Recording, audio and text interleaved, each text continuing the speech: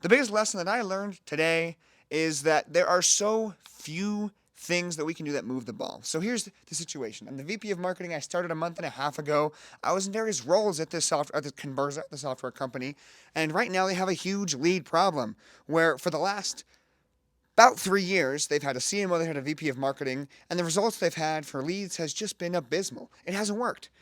We have a sales team that's ready to go. We have a customer success team that's primed, a product team that's good to go, and a great product that when we have customers, we have really high retention. But there's one problem: not a lot of people know about us, which has led to a really slow revenue growth as competitors have gone much faster. And the primary reason is our marketing has been poor. So, they did the most natural thing, which is to assign a 24-year-old who knows the company and the industry and has a whole lot of energy and drive, kind of like where I'm at, to say, hey, here's marketing. You got to go do everything you can, drive this forward as much as possible to get leads because that is the single most important bottleneck that we face. And that's the difference between us and competitors in our space in the tens of millions, in the hundreds of millions, in the plus 500 million in ARR annual revenue companies.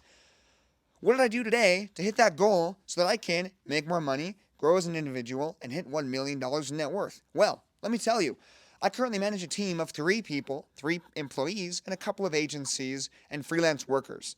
And I spent 9 a.m. until 4 p.m. back to back without a single 30-minute block of straight calls, just managing people. Let me help unblock this. Let's meet with this agency. Let's meet with this vendor who's helping us with review sites, and on and on and on and on. And what happens is I get to 4 p.m. and I realize that the most important things that I need to do for that day, specifically get leads, which right now is a program that we have where we call a company, we record the call, we score it, because that's what we do. We score calls, analyze them. That is our biggest way to get leads, is they hear, oh my goodness, this person on the phone did not do well. I see how this software would help me bridge that gap, and that's going to make me a lot more revenue, a lot more money, cash in drawer than it costs. That's what really makes a difference for our clients or our prospects when they hear it. If I do nothing else but just do that, we will generate leads. It's 4 p.m. I have been 9 to 4, no lunch, no breaks, just going, and I realize the most important thing that I need to do, I have not yet done that day, but I've done a whole lot of managing and not a lot of maker work. So what did I do? I stayed at the office for another 2 hours and I focused just on that one important piece, the biggest blocker, which was in this case those calls where we record it and set it up, the whole process, so that we can get those and send them to prospects to hopefully get them interested and talk to sales. Now, how does this apply to our life? We've all heard of Pareto's principle. Well, maybe we haven't. Pareto's principle is 80-20. You've definitely heard of this where there's a few important big rocks, and if you have a bucket and you want to fill up this bucket and you put a lot of sand in first and then big rocks, they're going to come out the top and it's going to overflow.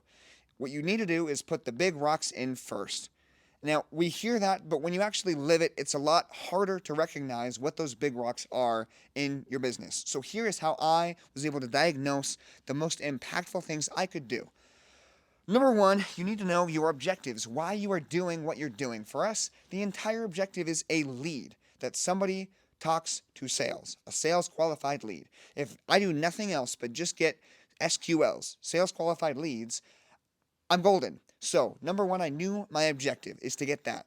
Number two, I need to look at what successful people did before me so I can replicate those actions to be successful. If I don't do that, then what am I doing?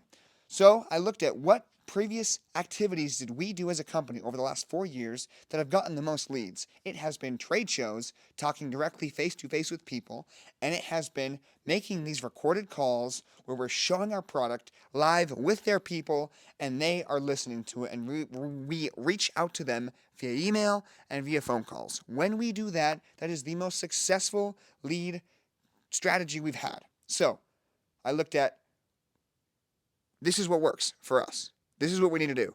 And then number three, I said, if I do nothing else today but just this big rock, will I be successful? Will I drive things forward? And the answer simply was yes. So I spent a couple of hours after all those meetings that I had to create a list of old opportunities that didn't close, that didn't convert. I put them into a spreadsheet with a process so that people could go and make those calls, get those recordings for people so that we could advertise and send them to them so that hopefully they would want to talk to sales.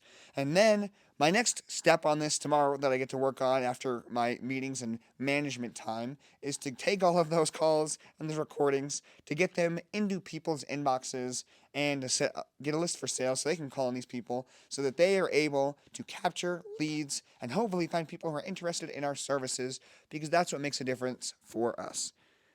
How is this going to help me get to $1 million in net worth? This is just normal, boring business stuff. Well, the principle is that in every part of your life, there's something that's going to move the needle far more than anything else. And you have to be able to analyze your life to recognize what that is. It could be your relationship, and you really don't have a great relationship with your partner. And there's going to be one or two key things you could do that would move the needle a whole lot. And it could be as simple as sharing appreciation for, I'm grateful that you had thought of me when I was stressed and I was busy. You went to the store and you ran this errand for me. And you also brought me back something you knew that I liked. And it's so simple, but I'm grateful you did it because it made a difference. And that short 10-second comment that you make to them to show your gratitude and appreciation could be a huge difference maker in your relationship, especially when it compounds over time. So, that is what I learned today, and how my behavior is going to change going forward is to learn what that principle is and apply it every single place that I can. It does take a lot of mental energy to think through and solve these things. It's not easy. You can't do everything, which is another big piece I'm learning as I'm managing my team and as I'm doing these mystery shopping calls, these where I'm getting those recordings. I am waking up at 7. I worked for a bit, then I drove to the office, then I was at the office from 9 until 6. And I didn't take a break. I didn't have lunch. I just was going. And then I came home. I stopped on the way to get some office supplies and deposit some checks, and I got home at 7:30. My entire day was focused just on this. And then I got home, I ate a bit, and then I went to the gym. And now I'm here. And that's all I've done today because that's the age, the season of the life that I'm in. I hope this is helpful for one other person who can apply this to their life. Some principle that I'm learning as a 24-year-old trying to find my way in the world that they can learn and use for themselves. And if this is useful, please let me know in the comments and share it because I don't take any money for sponsorships. I just want to provide value to you because that's what brings meaning to me. You're awesome, and